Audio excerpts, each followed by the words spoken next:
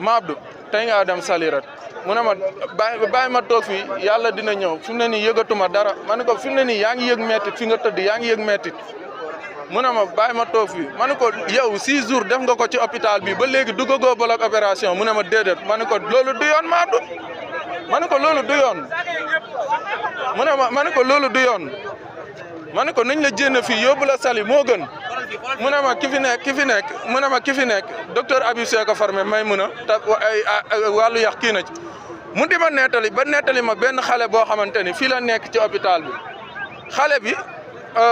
nee na suñu koñ benn kër guñ naan kër maam Fatma Diop fa la kiiwee kër maam Fatma Diop fa la xale bi nekk fa la yaayam di fóote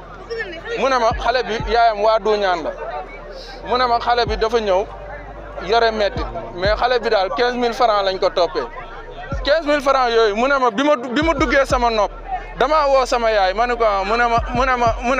ma ne ko jox ma 15000 francs yaayam jox ko 15000 francs mu yëkkati ko dem jox ko yaayu xale boobu xale bi da ko jox nee na ci suba gi ci ngoon gi xale bi daal di wàcc keroog moo ma ko expliqué fii ci hôpital bi mu ne ma ndegem xale booboo dem tey te man maa ngi nii toog di ko nettali mais man daal tey biñ ma ko tàggee ma ne Madou lan ma doon wax bisam la doon xaar.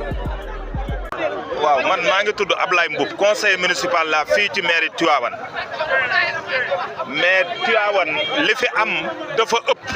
il est temps que nag il est temps parce que fii li fiy dee moo ëpp ñun fii faj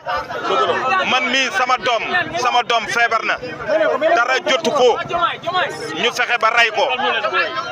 fii hôpital bi dañ ci am responsabilité ci deem lii waa Tivaouane xamul mooy hôpital bi amul service su néonatologie amu fi bébé bu fi feebar dañ lay utal place Mbour wala Dakar wala Diamniadio comprendre nga xam nga booy bu def accident 15 jours ñu bàyyi la ci hôpital bi kenn faju la ba nga dee kooku négligence la danoo bëgg nag état Sénégal ñu jël ci ay mesures waa Tivaouane nañu def marche bu rëy ñu génn ñu régler le problème de l'hôpital parce que fii le plateau technique est très faible c'est pas relevé nañ fi affecté ay médecins yu qualifiés